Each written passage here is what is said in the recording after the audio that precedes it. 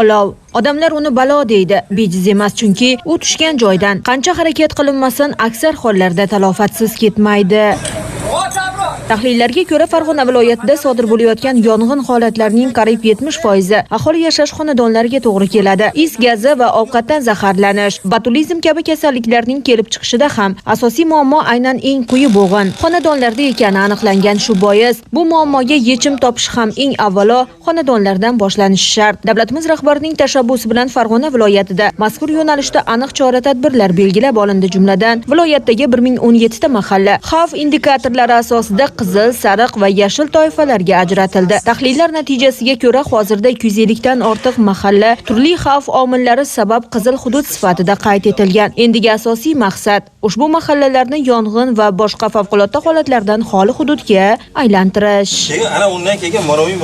Bu jarayonda asosiy e'tibor xonadonbay ishlash tizimiga qaratilmoqda. Ilgari kadrlar yetishmovchiligi sabab har bir xonadonga kirib borish imkoniyati cheklangan edi. Davlatimiz rahbarining tegishli qaror va farmonlari asosida esa mahallalarda mahalla muhofazasi davlat inspektorlari lavozimi bosqichma-bosqich joriy etilmoqda.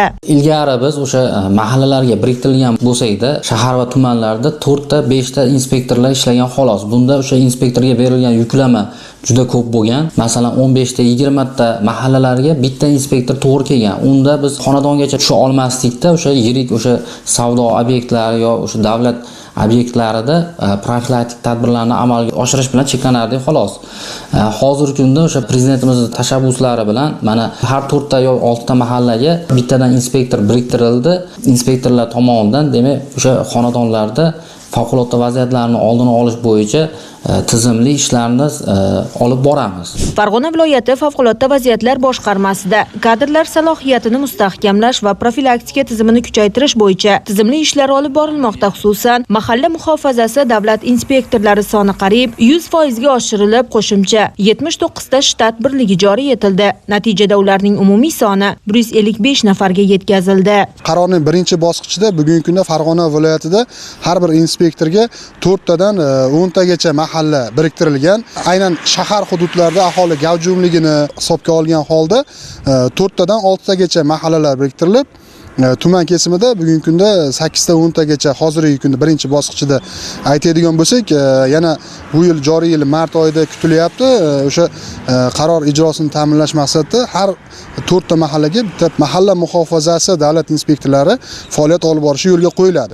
Xonadonbay ishlash bu endi har bir oila bilan bevosita ishlash degani. Mahallalarda xizmat olib borayotgan muhofaza inspektorlari xonadonlarga kirib, yong'inga sabab bo'layotgan omillarni o'rganadi. Dudburonlardan to'g'ri foydalanish, is gazdan himoyalanish, ovqatdan zaharlanishning oldini olish, favqulodda holatlarda qanday harakat qilish kabi masalalar bo'yicha aholi o'rtasida tushuntirish va targ'ibot ishlari olib boriladi. Inspektorlar faoliyati esa mahallalardagi real vaziyatdan kelib chiqib baholanadi.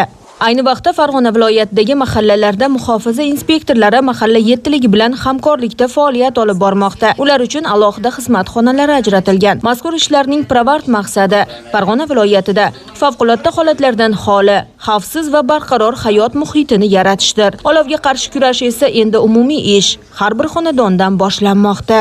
Maftuna Mamasidikova, Abdulloh Rashidov, Ruxsor News informatsion dasturi uchun maxsus.